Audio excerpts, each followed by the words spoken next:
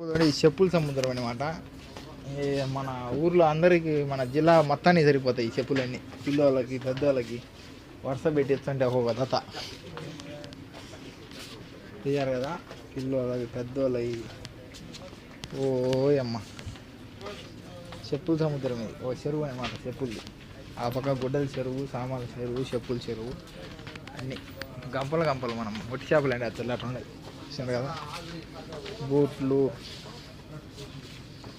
బాబా మారుగా బూట్లు తెల్లవి పెద్దవి ఎల్లో బూట్లు ఇటు లైట్లు వెలిగేటి లైట్లు వెలగంటి సుమారుగా ఉన్నాయి. బూట్లు వేసుకున్నా చూసిండ్రు కదా. కోయట్ల దబ్బు సూకులో మనం కావాల్సిన వస్తువులు ఉన్నాయి మనం కోరిన ధరలకి.